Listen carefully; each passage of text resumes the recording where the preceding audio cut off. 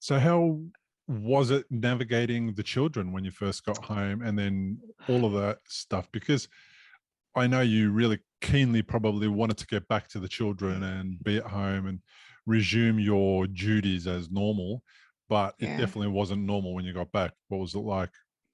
it really wasn't.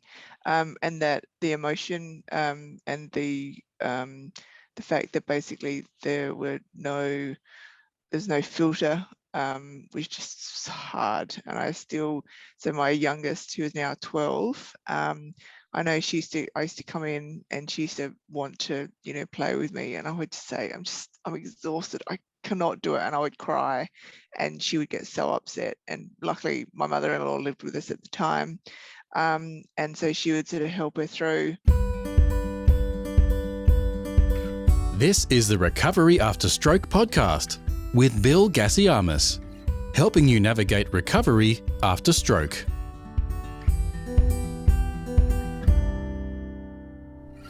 Hello and welcome to the Recovery After Stroke podcast. This is episode 183, and my guest today is Saran Chamberlain, who was a young mum with 3 children aged 3, 7 and 9 when at age 38 she experienced a right ischemic carotid artery dissection.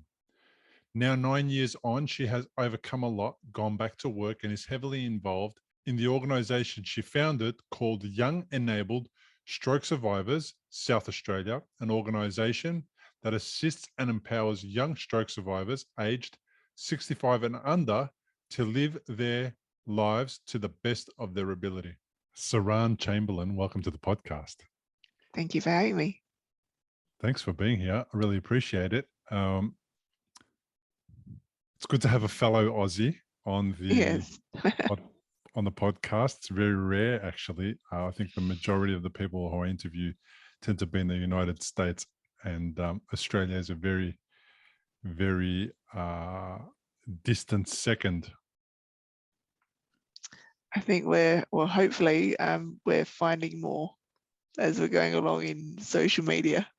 Yeah, more people to help and support, and who Yeah. need our help, and who need to make up communities. Tell me a little bit about what happened to you. So 9 years ago, I was 38 and I was fit and healthy. I have 3 kids. They were 3, 7 and 9 at the time. And I didn't have anything that sort of gave any warning, but on the morning I went to tidy up my daughter's bedroom and I lost feeling in my left arm. And when I stood up, I couldn't feel my left leg. So it was a bit of a shock. That was basically it. I was awake the whole time, could remember everything. Luckily, my partner recognised that it was a stroke, so I was in hospital within about 15 minutes. They thought it was a migraine for probably a good 24 hours, even though they tried the thrombolysis. And it wasn't until at the time there wasn't the 24/7 stroke unit like there is now in Adelaide. I had a couple of CAT scans, and then by the time I had the MRI, they worked out that it was a clot. It was a right ischemic stroke. So carotid artery dissection, but went to my sensory, premotor, and motor cortex of my hand and fingers. So had to learn how to walk again. I had nothing in my hand for quite some time. It's been a bit of a journey.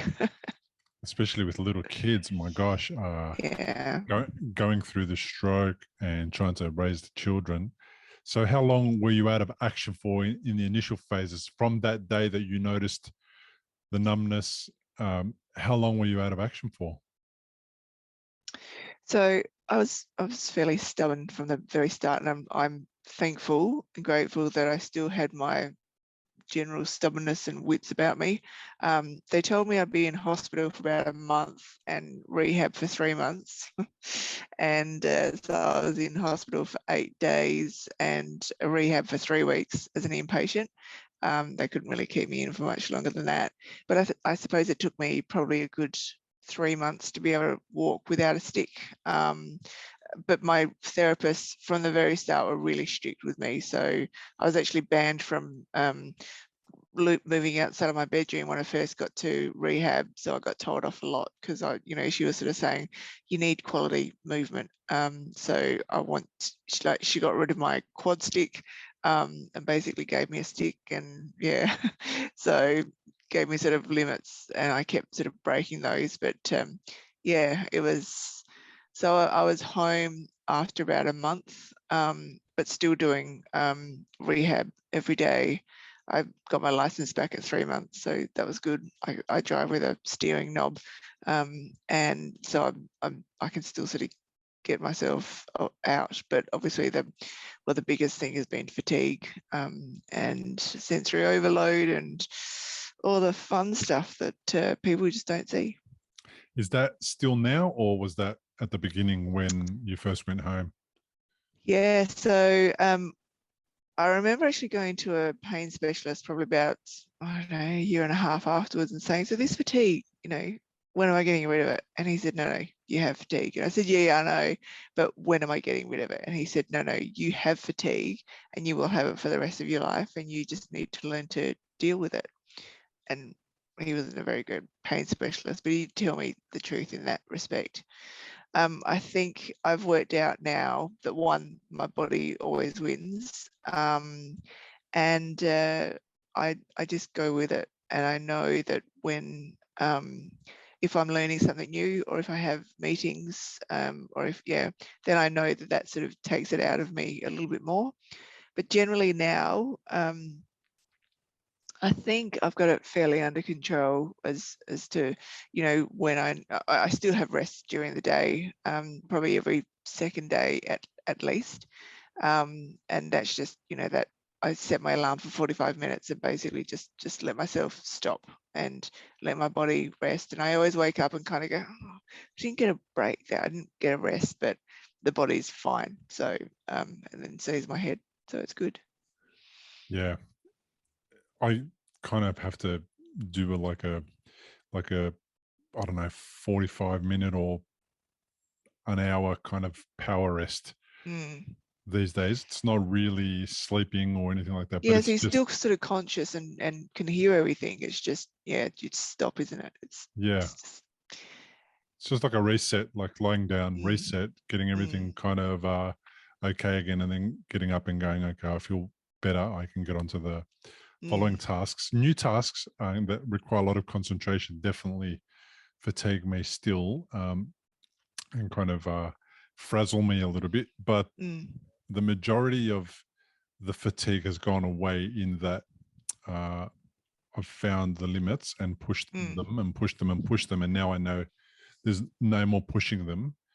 They're just further down the day than they were. They used to be really early and for a long time. And it's kind of stretched out the amount of hours that I can go before the body says enough.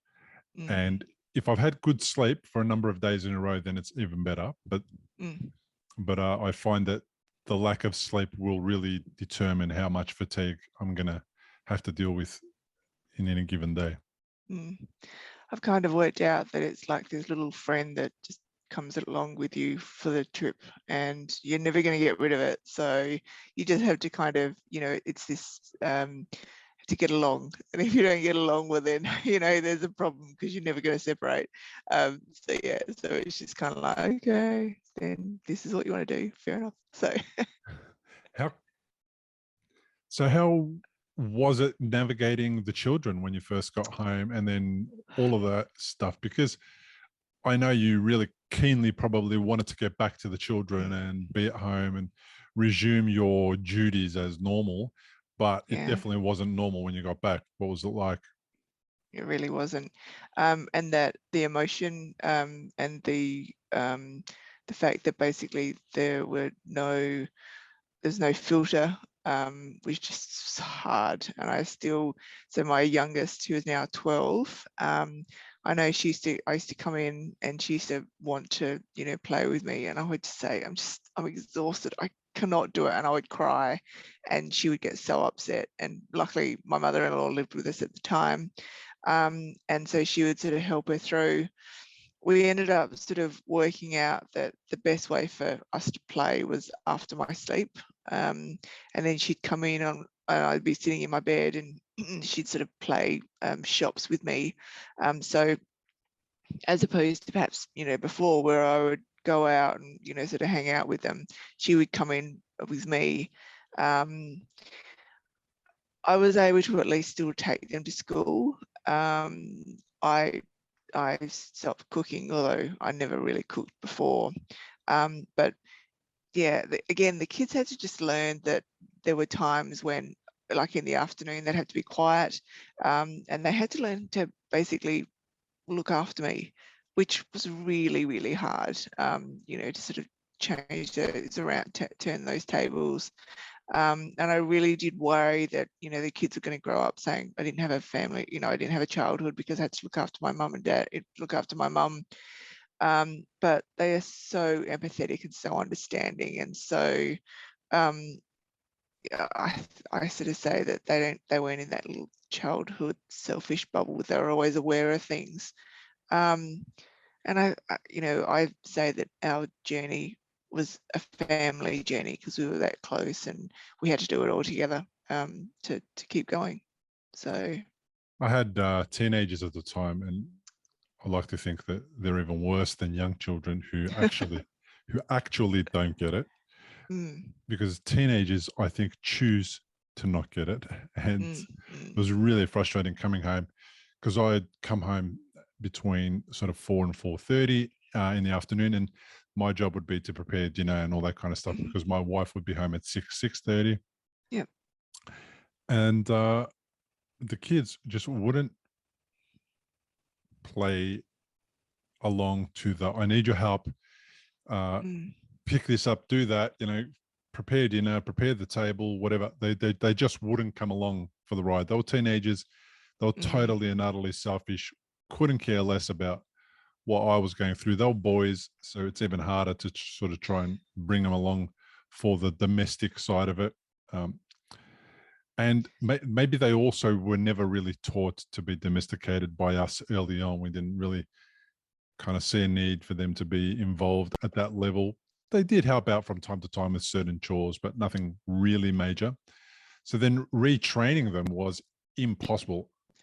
The bad habits were well and truly established by the time I needed to get them to come over to my side. And I would just freak out. I would lose it. I would yell and scream at them, all at the same time when I'm trying to be better and nicer and all those types of things. But the frustration, the challenges of the fatigue, and the fact that I couldn't do it alone, there was no way that I could do it alone, just made me lose it and scream at them and get them to sort of, to shock them into doing something for me. And then I'd find myself, hating myself and apologizing and feeling terrible. But it was such a vicious cycle.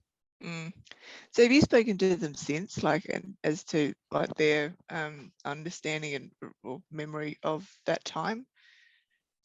Because that's sort of what I did, as in, do you remember? I mean, my kids now sort of go, I don't remember the stroke, and this is just sort of what we do now. And probably I was lucky that they were young.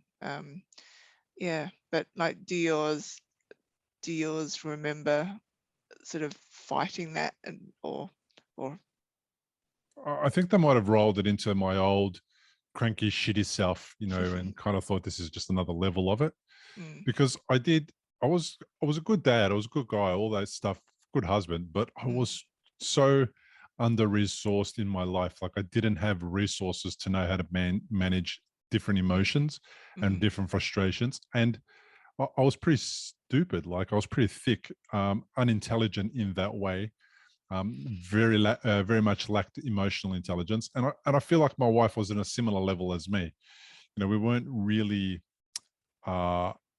skilled at communicating our needs, and we help each other the way that we think other people needed help, rather than the way that they actually needed help. So the kids kind of just got, well, this is just him being normal again. But a lot of what they were getting that was extra was they were getting the apologies, which I never really knew how to do before, or understood that I needed to do. So they would get a lot of apologies to say, look, sorry for before. And or that type of thing. And I would try to explain to them what my frustrations and challenges were, but they didn't get it. And I understand that they didn't get it, because the other level of it is how can you possibly understand what somebody's going through unless you've been through it? And you never want them to go through what we've been through for them to understand you totally and utterly. So, yeah, it was just one of the hardest things for me. And now that they're older and then they're in their 20s, our interactions are very different. Still we play the parent and child kind of role, but we're evolving into adult role, and it's taken ages, but there was no other way to go about it, really. That's the only way. I feel like, I was working stupid hours and traveling so much. And I really think that if it wasn't for the stroke, there's lots of reflection, of course, after stroke, after a trauma. I know that I wouldn't have had the relationship that I do with my kids now had the stroke not happened. And so whilst they're still kids and tease me and do their usual stuff, we are such a close unit that I sometimes, I came home the other day from Melbourne and I had some more feeling in my arm, and they were all so excited for me, and yet they were all still, teasing me and being idiots. But, stuff like that would not have happened pre-stroke at all. And I know that, and You're I'm just too grateful serious. for that. That's, stuff like that. Yeah. Too serious, too busy, too stressed, too focused, too whatever. Yeah. There was no time in my life for my kids. I would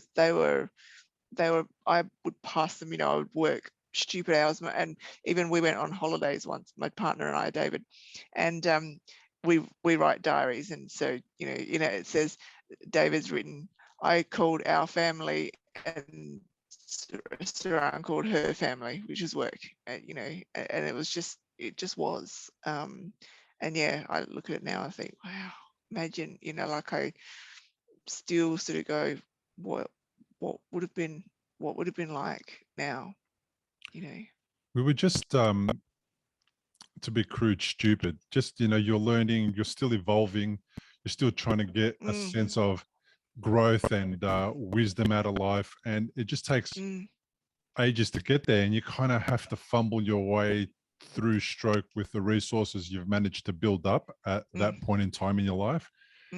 And clearly it doesn't matter what you've got built up. There's not enough resources to deal with stroke. You have to learn new ones the hard way. There's no other way, right? So I considered myself really stupid. And for the stupid people out there, don't worry about it. Like, you're going to evolve, you're going to get better, you're going to grow, and you're going to learn new skills. And you're going to look back and go, man, God, I was thick, but I'm better now. And I've taken the lessons and it's enhanced my life in these ways.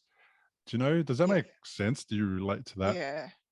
Yeah, absolutely. I mean, I think we're pretty hard on ourselves. So I'm sure other people, and I'm sort of thinking, I'm sure you weren't stupid. I just think we just learned to cope with what was being thrown at us, which was usually a hell of a lot. And so you don't have time to really consider and try and, think about how other people might be better, how our kids might better respond to things. We only do that afterwards because basically, one, we have a hell of a lot of time, but also we suddenly are learning all over again how to actually deal with our own lives, let alone everyone else's that's connected with us. And you have new levels of challenges that you need to, and problems that you need to solve that you've never had to solve before. So the old way doesn't work. For me, the old way did not work. If I continue to go down that path, it would just end in disaster. So it was like, okay, you've got to find a new way. And the new way was better. And then I was able to reflect and go, oh my God, if I was doing that earlier, that would have been so much better. But I wasn't. I'll start doing it now. And yeah, things kind of improved when, and my level of intelligence in every level kind of improved when I realized that the old technique of managing my household and my relationships and my children and all that kind of stuff was just not going to work. There was just no way. So it was up to me to step up and, amongst dealing with stroke, Mm. evolve and learn and Mm. discover new ways. Yeah. It's amazing the reflections and things that we learn. Like again, I think that, you know, it in some ways it's really difficult that we can still see our life pre-stroke, because we're comparing, you know, Mm. we're comparing that. But then if we just look at, you know, what we've done post-stroke and how we have actually sort of evolved and how we have literally ridden the wave, again, if we look at it, you know, at each other from our own, you know, from each other's perspective, you know, we realize how far that person's come. And I think sometimes we need to give ourselves a bit more credit for that, because usually, because again, we're still like, oh no, we still could be doing better, you know, but that's, I suppose that's life as well, isn't it? Yeah. And I think reflection is really important in recovery because Mm, you can focus on the wins rather than on all the negatives, because there's so yeah. many in stroke recovery. There's, you know, there could be more negatives than positives if you Mm, spent enough time on it. But the yeah. reality is the positives are what sort of fill your wings and Yeah. lift you up a bit further and keep you going. And that offers more hope. And then with hope changes perspective and focus and all that kind of stuff. And you go after things that you may have been told were not possible way back whenever. Yeah. And that kind of gets you to the other side. I didn't really uh, focus on the negatives. I haven't really in life. I tend to get caught up with things like, if I don't know the path forward, I might never take any steps towards the destination. So, for example, when I was early in my years, I wanted to, in my 20s, I wanted to start my own business and work for myself, but I didn't know what the first step was. So it seemed like procrastination, but I never did anything for 8 years until someone taught me, or I learned somewhere what the first step was. And then I made the first step, and then the other steps revealed themselves. So that's kind of it. And I never focused on the negatives. I just focused on what I didn't know. I don't know these things, therefore I'm not doing anything.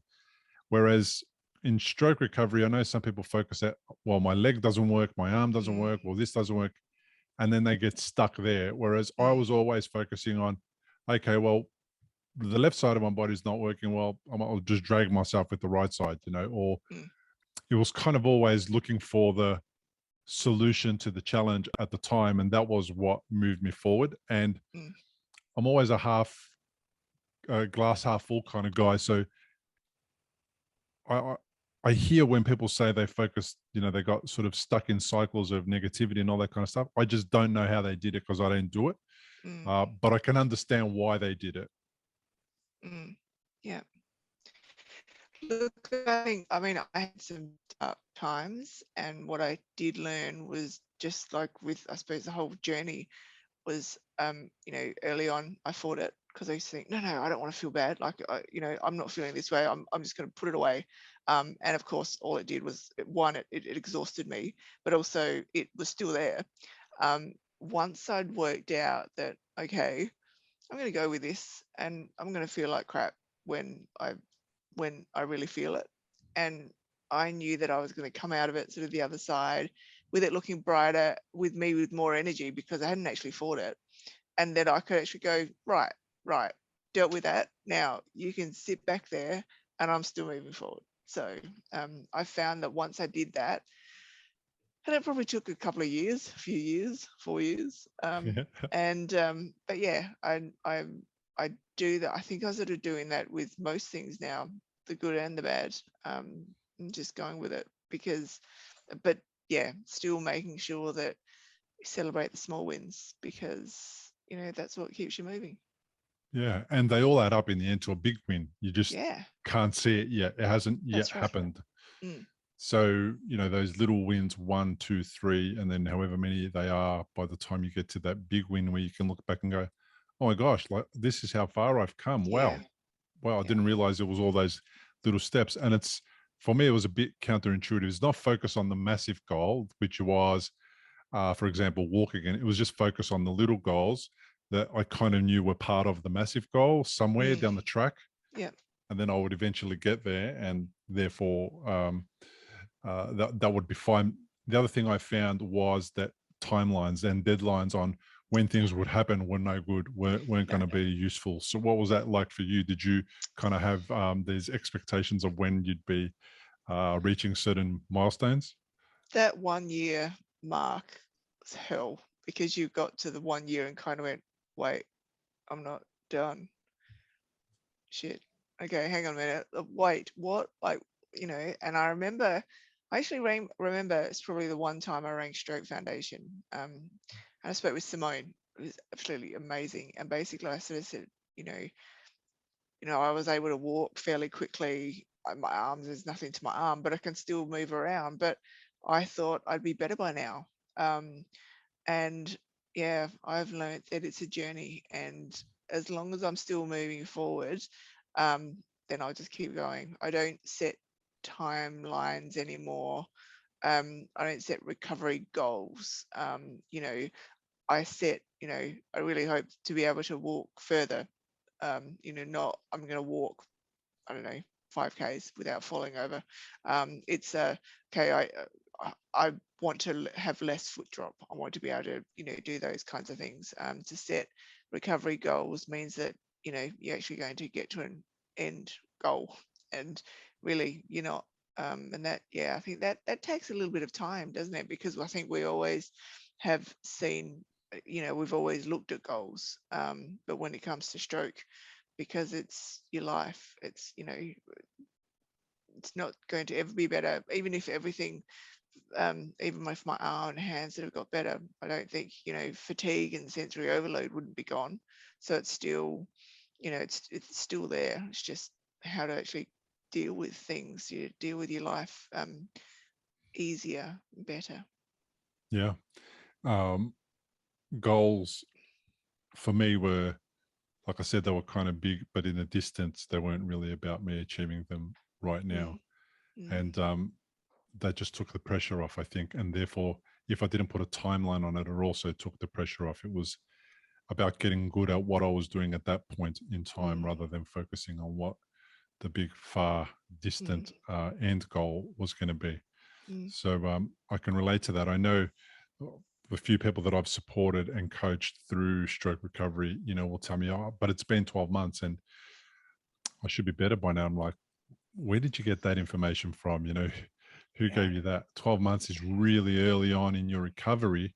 It's early days. It's probably just like if a broken toe is the day you broke it, is when the beginning of 12 months is pretty much the day you had the stroke. It's the first moment. Still, you still need time to get beyond it. And it's different from a broken toe. It doesn't have a doctor's 6-week tick. 3 weeks you come back and you take this off. 4 weeks we check it. 5 weeks we do that, and by 6 weeks you're back at wherever you were doing whatever you were doing. It just doesn't have that. And I know if you can get people to stop focusing on the timeline and the anniversary and all that kind of stuff, then it gets better. Speaking of anniversaries, did you ever get to your anniversaries and be concerned about, I don't know, having another stroke? I hear some people who have had a really terrible time on the first and second anniversary. It either brings back the trauma or it makes them think that they're about to have another one, or they're worried that they might have one. No, mainly because our family is fairly good humor. On my anniversary, my kids and David used to go to the hospital, although it's now been demolished and there's a new one. And then they try to do that with the rehab hospital, and then that got that was replaced anyway. But they would go to the room each year and sort of say, oh, my mum had a stroke X amount of years ago, she's okay, because they'd have to make sure that initially it was like, no, she's fine, but we come here to celebrate that this place helped her and that kind of thing. So it was a bit of Wow. a celebration. I was told that there was no real cause for my stroke, and that was a good thing, because it probably wouldn't happen again. So I had no pre-existing conditions or anything like that. So yeah, I don't really have too much of a fear around that time or at all. Maybe if I have a bit of a headache, but again, I didn't even have a headache when I actually had the stroke. So yeah. Yeah. Just one of those things. Yeah, one of those things. That's interesting. So you're pretty active in the community Yeah. in South Australia specifically. The organization that you're a part of is the Young Enabled Stroke Survivors of South Australia, SA. Mm. And you're involved with a couple of other people who are pretty awesome. Peter Dempsey is somebody who I know Yes. Yeah. and have interviewed way back in episode 33. He's awesome. And Peter was talking about recovery from aphasia and childhood stroke. So I think when I interviewed him, he was, well, it wasn't that long ago. So, he's an older bloke, but not that old. But he had a stroke when he was a real young child. Yeah. Tell me a little bit about Yes SA. If you've had a stroke and you're in recovery, you'll know what a scary and confusing time it can be. You're likely to have a lot of questions going through your mind. Like, how long will it take to recover? Will I actually recover? What things should I avoid in case I make matters worse? Doctors will explain things, but obviously you've never had a stroke before. You probably don't know what questions to ask. If this is you, you may be missing out on doing things that could help speed up your recovery. If you're finding yourself in that situation, stop worrying and head to recoveryafterstroke.com, where you can download a guide that will help you. It's called 7 Questions to Ask Your Doctor About Your Stroke. These 7 questions are the ones Bill wished he'd asked when he was recovering from a stroke. They'll not only help you better understand your condition, they'll help you take a more active role in your recovery. Head to the website now, recoveryafterstroke.com, and download the guide. It's free.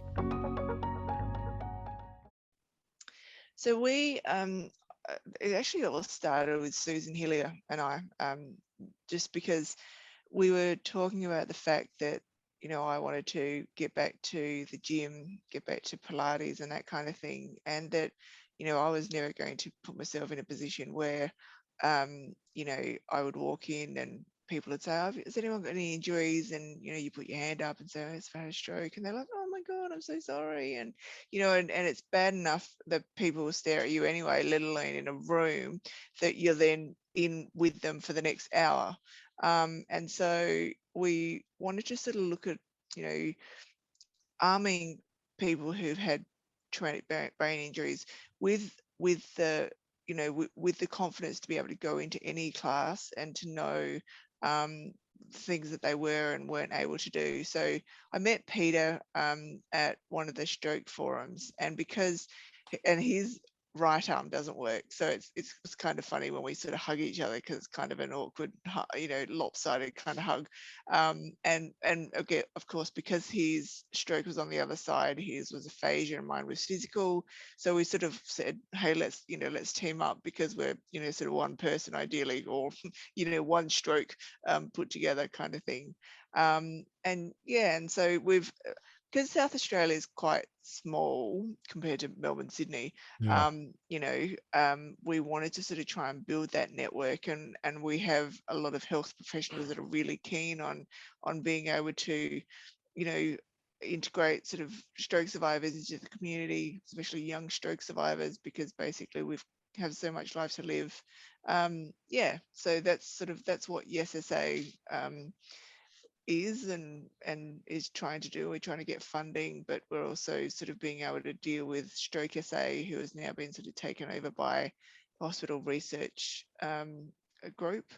and so sort of building up raising the awareness of young stroke that way. Right. Okay. So what kind of events do you guys run events, or how does that work? So we don't at the moment, to be honest. I'm doing a lot of one-on-ones, finding, stroke survivors. There's a lot of us, but I think what it is that we're all sort of sitting, and I did exactly the same for the first 4 years. We sit on the outside and kind of just wait for something that we kind of go, yeah, okay, we're comfortable to put ourselves in that vulnerable position. So I've met a lot of people, one working with the Stroke Foundation's Young Stroke Project, but through researchers, through clinicians in South Australia, because I've basically been around and I've always sort of tried to give every sort of therapy a go. I'm known fairly well. So people will sort of say, look, I've got a younger stroke survivor who, really just needs to talk to someone. So I sort of start up communication that way, and sort of keep in contact and basically give them some opportunities to catch up. We had like a group of 8 that are all really active on Messenger, but then when we actually want to sort of catch up, there's only 2 of us, and it just sort of happens. But yeah, I'm just sort of trying to keep everyone up to date, and when people want to step in and are ready to, actually get involved. Like, it took me ages. I didn't want to see myself as disabled. I didn't want to have anything to do with other stroke survivors. It took me 5 years before I even got involved with Genius. And yeah, because I wanted nothing to do with people. So I get where people are at, and I sort of look at it and think, well, I'm here. When you want to get involved, I'm here. So you were in denial. Oh yeah, in denial of and so I was just moving forward, but I didn't see myself as disabled because I kept working stupidly. I basically went back to work fairly quickly, and just was driving myself into the ground and then starting other things, but just kept going because that identity sort of crisis, I suppose, was there. Who am I post-stroke? But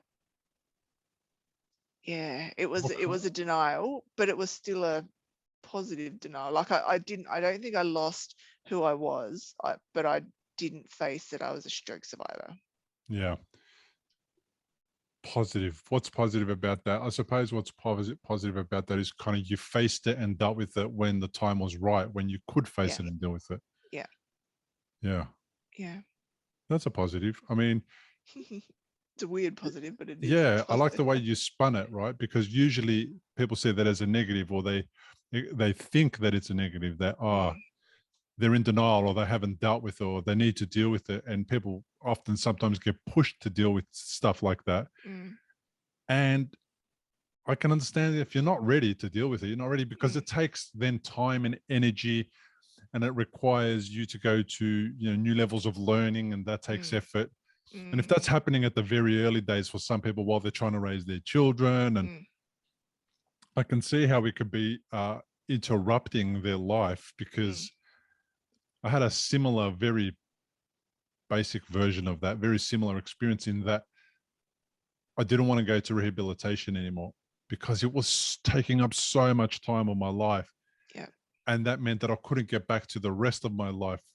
3 days a week, 1 hour a day, wasn't enough, but it took me an hour to get there, an hour to do the session, an hour to get home, and it starts in the middle of the day, or at 10 o'clock or whatever, and there's your whole day gone, and you can't go and do anything else with it. And at the end, after about 6 or 7 months, I said to the guys, look, you guys are sacked. I'm not coming back. I don't need you anymore. I'm going to take responsibility for my recovery from here on, and I'm going to do it the way that I want to.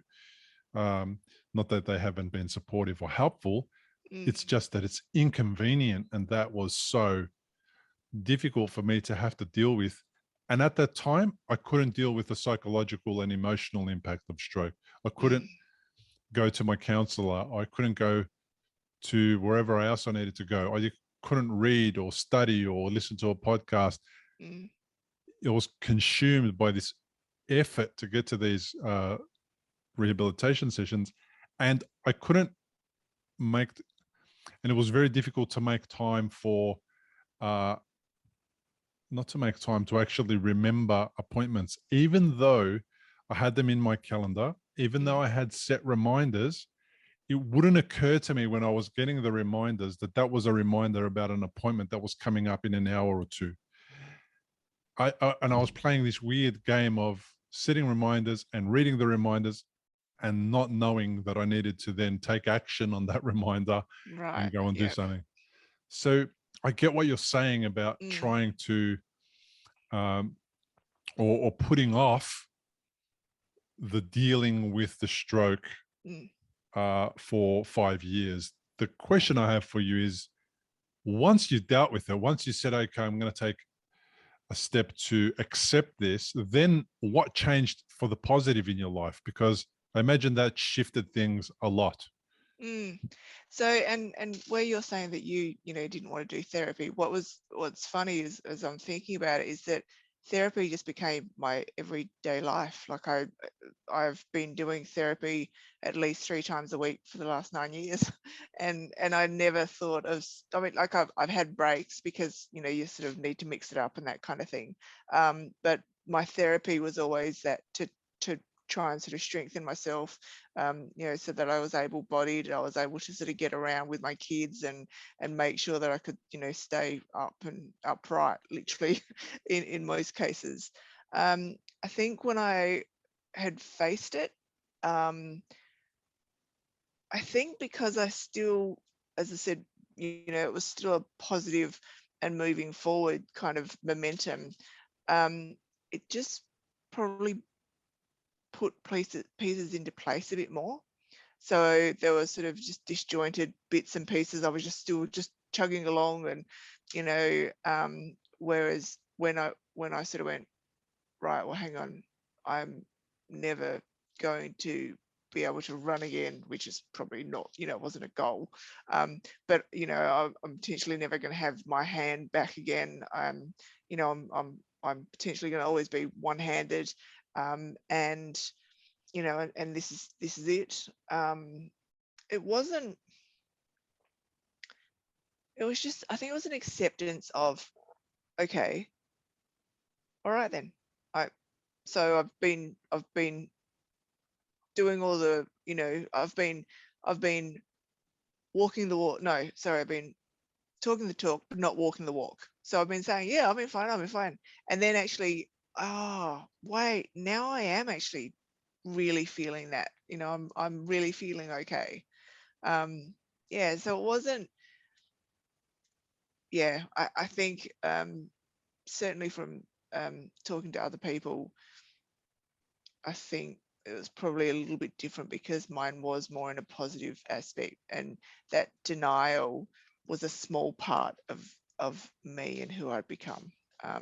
I suppose what that acceptance had become was that I wanted to be able to, my idea of raising awareness and supporting became, I started trying to connect with other people to say, hey, it's okay. To try and make people's journeys shorter and easier than mine was. That's pretty good. Was it also an identity issue? So say, I'll throw it out to you hypothetically, and maybe you relate to this or you don't. Was it, in order to be a mum and raise my children, I can't be a stroke survivor? And then was it maybe a shift towards, I'm a mum, but I can also be a stroke survivor and a mum? And therefore your identity is not lost or parked or made or altered. It's just given an additional bit of information that you can add to it rather than it taking away from your identity. Does that make sense? Yeah. My identity for me was working. I didn't have anything if I didn't work. And so it was when I sort of found myself out of work that I realized that I was still something. Like when I found myself out of work, I thought, right, that's it, great, nothing. Now what? But nothing changed. Nothing changed apart from I had less stress about the expectations that I had on work. And so it was sort of like, oh, wait, I can still be this, and I can actually probably be way better at being a mum, or being more present at doing things, because my identity of trying to do this work, which was always trying to, I don't know, not only justify in myself, but also justify my work with other people. Suddenly that wasn't there anymore. So it was the case of, wait, I can be a mum and I can be a stroke survivor. And what am I actually going to like? So that's where I kind of went, you know what? I want to be in the stroke community. I want to be able to, help people. I want to raise awareness. I want to be involved in research, because far out, like, I had this denial of being involved in it, but there is so much here. There's so much there's so much richness and work to be done. Yeah. That's kind of how I landed in the podcast. It was a bit selfish at the beginning. It was about me. It was really about meeting other people, but it was trying to find people who understood me. And then I became embedded. And once you're embedded, it's hard to get out. And not that I want to get out, but it's a topic I'm becoming an expert on. And I can, talk about stroke from the perspective of somebody who has actually spoken to 180 people that have had a stroke and interviewed them, and that gives you a lot of insight, and it allows me to take a conversation and guide it towards making people aware of things that they weren't aware of before, especially around identity and around goal setting and around all those things that are related to those shifts that are thrust upon us when we have a stroke. It's not our choice. Things just change, and then we kind of have to sink or swim. So I think for me is the work's there. And what I love about my work is it's far reaching. If it was one-on-one, it's certainly there's an amount of satisfaction to that, of course. Absolutely right. But because I can have the one-on-one conversation with you, and then I know it goes out to the podcast world, then I know that I'm doing 1 hour's worth of work here, but it's actually gaining thousands of hours potentially of traction out there. And I could never get in front of thousands and thousands of people at any one time. I can't do that. I can only do that one-on-one most of the times, unless I'm speaking to a crowd. But even then, most of them are not stroke survivors. If I go to a event where I'm presenting, they aren't all stroke survivors. And even that's good, but the message doesn't filter through to the stroke survivors from the non-stroke survivor. They don't have the know-how, the knowledge to, filter the message through that I'm trying to send. Hopefully it's applicable to their life. And one day, touch wood, if they ever become unwell with stroke or something else, they'll be able to remember the conversation and hopefully it guides them. But the work to be done is immense. And one of my mates kind of gave me that insight into, so where do you want to do your work and present, and who do you want to coach and speak to? And I was like, I live in Preston, in Melbourne, Victoria, and it's like, that'll be good. Preston would be good. It goes, well, like, there's more to the world than just Preston, Victoria. You know that, yeah? I'm like, yeah, and what's your point? It's like, wouldn't it be great to just work with people anywhere and everywhere? How would you find them? How would you reach them? And that's when the idea came, oh, okay, maybe I could do something that's broader than that. How would I do that? And then the podcast was the only real solution to that. And then whoever wants to can reach out to me and work with me direct if that's what they choose to do, rather than me knocking on doors like a Sunday Bible basher. All I had to do was put it out there, and then if people want to come, they come to me. And I feel as though people are slowly learning the real value of the lived experience. voice, and I'm, and we can see that in Stroke Foundation, with the Young Stroke Project. I mean, I was employed as the engagement project coordinator because they couldn't, that non-biased, conversation that we can easily have, and we don't, if I say I'm fatigued and you say, oh, I have a nap during the day too, it's kind of like, it's so not the same thing. Or sensory overload, or, oh yeah, sometimes my ears ring as well. No, that's not the same. There's that kind of thing that really it's something that, again, we would not want anyone to have, at all, if we could have the choice. But it's knowledge, and it's something that people just don't get. And so that's why we can add that value if we speak with either researchers or clinicians or anything like that. And that's sort of what I'm really bashing through as well, which is great. Yeah. And just, Yeah. and because in some ways I kind of, when I'm a bit of a smart ass, I kind of go, well, it's not like they can argue with me, is it? Like, they can't go, no, that's really not how you feel. Because it's kind of like, oh, actually, yeah, it is. So yeah. Yeah, there is a little bit of the blind spots that people will have, even people who've worked with stroke survivors for a long time, and that's okay. I get it. I get it now. I was really frustrated, annoyed about it early on, but I understand why it is like that, and there's no issue now. But that's why I really get excited, which is weird, when I find a doctor who's had a stroke. Yeah.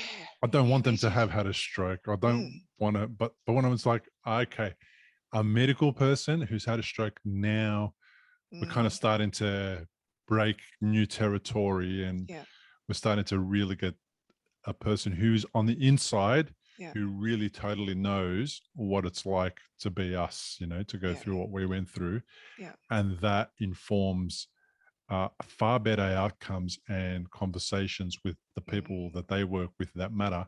I've interviewed a number of people who have been doctors, psychologists, that kind of stuff, who've had a stroke, and therefore have been able to just have a better, what's the word, like a better impact on their own colleagues about how to deal with somebody in that space. It's that lived experience from a colleague of theirs, and then that just takes things to a different level. Imagine being a stroke survivor who's taught psychologists, because you're a psychologist and you know the language and how they speak, who are actually treating stroke survivors in hospital as part of their stay, or as part of their rehabilitation, if they're struggling psychologically. I mean, that would be a far richer kind of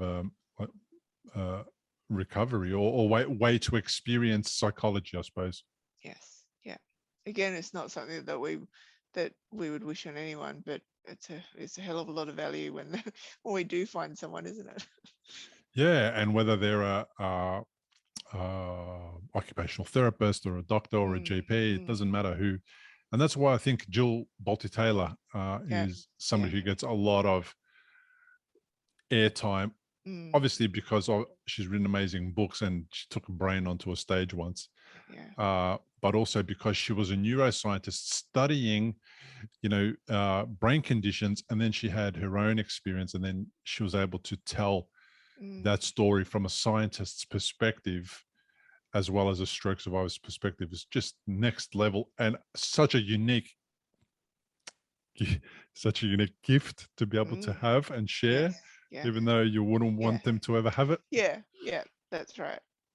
Yeah, again, making the most, and that sort of, and not that I'm a Jill Bolte-Taylor's level at all, but I'm making the most of what I've got, and I'm making the most of the experience that I've had. And and I think that I feel as if I can connect to people and help people in any certain way, and not from a selfish level, just like, God, I just wish that someone had maybe spoken to me when I was there. That would have been great. Yeah. And 10 years ago, it was so different. It's not that long, but it was so different. We didn't have podcasts. We didn't have YouTube. We didn't have any of that stuff Didn't where have internet, there's nothing. almost nothing, where things were proliferating to this level. And yeah, it was kind of like a dead zone of information. And if you didn't get it at hospital, you might not have got it at all. And if you didn't fluke upon the Stroke Foundation, which I did, you wouldn't have got anything. I was in hospitals for, more than 3 years and in and out, right? Yeah. And I didn't know that my hemorrhage was regarded as a stroke. I didn't know that. I learned that very late on in that journey. And then when I finally learned that, I was like, oh crap, that's why I can relate to other people who have had a stroke, because it's a bloody stroke. It just is a bleed. It's not the other kind. And it's like, right, okay, now I know what's happened to me. I get it. So that's crazy, isn't it? Nobody said it. Nobody actually said it. They said you had an AVM, which burst and it bled in your brain. They also said to me the AVM is technically a tumor. So the bleed was within the tumor, which is within your brain. So they gave me all this technical jargon and about all the complicated, and that's why I never got dealt with by a stroke department, or that's why I never was given any information about the Stroke Foundation, because that's so crazy, isn't the exact word in my diagnosis wasn't part of my diagnosis. Therefore, they never sort of mentioned it. It was just nuts. It's only 10 years ago, but it was like another time in the world. It was like a completely different time in the world. It was nuts. And I think that's kind of what spurred me on to meet other people and to find other people. It was like, what else do I need to know that I don't know, that they're not telling me, that's going to make my life easier? Yeah, I've started, and only just recently, and I must admit, I'm still learning, going on to Instagram. I've got a bit of Instagram there, just sort of sharing my stories. And it's weird, like, again, I was not there. I mean, there was no real social media when I had the stroke, but the amount of people that I've seen now, it's just like, oh my God, there's so many people out there who have had strokes on Instagram. And you think, wow, that is fantastic. Like, why? I mean, and I don't sort of dwell on it, but it is, you do actually go far out. Like, that would have been so good way back then. But yeah. And the amount of people that want that engagement straight up, because basically this is how we work. This is how we communicate. We don't need to have, we don't need a phone. We don't need to, we don't need a telephone book. It's all there at our fingertips. And I think that's amazing. So, yeah. Yeah. Well, I've got about 4,800 followers on Insta. They're all stroke survivors. Yeah. When we interact on Insta, it's a proper discussion about stroke. It's not about who you voted for or what you believe in or any of that bullshit. So that's great. It's sharing the podcast and then getting people to interact and all that type of stuff. And then the podcast gets downloaded about 4,000 times a month from all over the world, So, it's a proper amount of what's the word, like of impact, or I don't know what the word is, right? It's like, and then every day or every second day, or somebody contacts me to say something about someone that's had a stroke, or they've had a stroke, or a podcast they listen to, or a caregiver or whatever, all the time. And it's like, it's great. Wow, how good is that? And they could be on the other side of the planet, and they can get to us immediately and within moments, and we can respond immediately and maybe help ease their suffering or their anxiety, or just make them feel heard. Less alone. And that's the biggest thing, isn't it? Because especially the way that maybe some medicos can sort of tell you about your stroke or not tell you about your stroke, as the case may be with you. You sort of think, hang on, am this is weird. So does this mean that I'm the only one around? But being able to speak to other people see other people's stories, I think makes that acceptance, or them to move forward rather than being stuck in that sort of position or going backwards. I certainly think it helps at some stage or another, whether or not they're ready right then and there. They at least know it's there. So, and I think that's what's really good. Yeah, that's true. A lot of people will contact me and say, such and such, I know, just had a stroke or etc. And I told them about you, and I'm like, okay, Yeah, it might be a while before they come just give them time around and need to speak to me specifically or anyone about what's going on. I know there was a girl I know who was found to have had an AVM, who's a member of some family of ours, but from a different part of the family, different side. And she was in denial that she had an AVM for 6 or 7 months, and she wasn't ready to discuss it or talk about it or whatever until it got to the point where, because it kept bleeding, an AVM being an arteriovenous malformation, because it kept bleeding, she eventually decided that she couldn't avoid it. But it still took a long time for her to accept that it even happened, let alone I've got to do something about it. And speak to Bill is kind of like was not even in the picture. It's like you, maybe there was a bit of denial. I don't know what it was, fear or whatever. But yeah, people are not people have a different journey to being ready to experience feedback or information, or even know what questions to ask. It takes some time to develop them in your head. Yeah. Everyone's on their own journey. As long as we're all sort of there around to, for that, that's what I want to do. Yeah, it's brilliant. Now, where can people find out a little bit more about your the stuff that you do in your organization? So, my website is YesSA, so YESSA.com.au, but I'm also on Facebook, and I'm on Instagram. So my actual Instagram handle is Young Stroke Journey Stories. I'm also, what else am I on? No, mainly Facebook and Instagram, I think, is sort of where I am. The website, Facebook is fairly bigger for my age, being 40 odd. Instagram is, I hear, better for younger. I'm so old. I think that's sort of really the main social media that I'm on. No worries. If you're so old in your 40s, like me, what are you going to be when you're in your 80s? I'm going to be a lot wiser. A fossil or something else.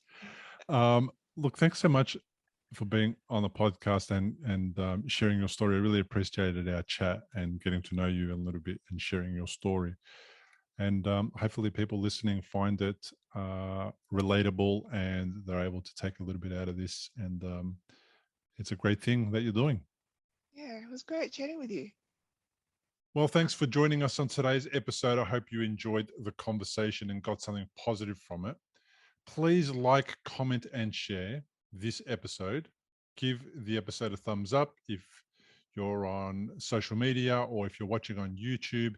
Leave a comment. Every interaction that you do or that you leave the show helps other people find it easier online, and also helps the show to rank better on the search engines.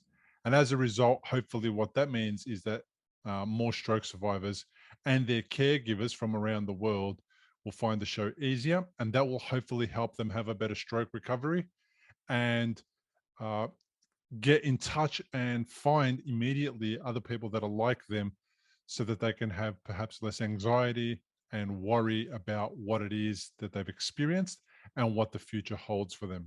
So once again, thanks for listening. I really appreciate it, and see you on the next episode. Importantly, we present many podcasts designed to give you an insight and understanding into the experiences of other individuals. Opinions and treatment protocols discussed during any podcast are the individual's own experience, and we do not necessarily share the same opinion, nor do we recommend any treatment protocol discussed. All content on this website and any linked blog, podcast, or video material controlled this website or content is created and produced for informational purposes only and is largely based on the personal experience of Bill Gasiamis. The content is intended to complement your medical treatment and support healing. It is not intended to be a substitute for professional medical advice and should not be relied on as health advice. The information is general and may not be suitable for your personal injuries, circumstances, or health objectives. Do not use our content as a standalone resource to diagnose, treat, cure, or prevent any disease for therapeutic purposes or as a substitute for the advice of a health professional. Never delay seeking advice or disregard the advice of a medical professional, your doctor, or your rehabilitation program based on our content. If you have any questions or concerns about your health or medical condition, please seek guidance from a doctor or other medical professional. If you are experiencing a health emergency or think you might be, call 000 if in Australia, or your local emergency number immediately for emergency assistance, or go to the nearest hospital emergency department. Medical information changes constantly. While we aim to provide current, quality information in our content, we do not provide any guarantees and assume no legal liability or responsibility for the accuracy, currency, or completeness of the content. If you choose to rely on any information within our content, you do so solely at your own risk. We are careful with links we provide. However, third-party links from our website are followed at your own risk, and we are not responsible for any information you find there.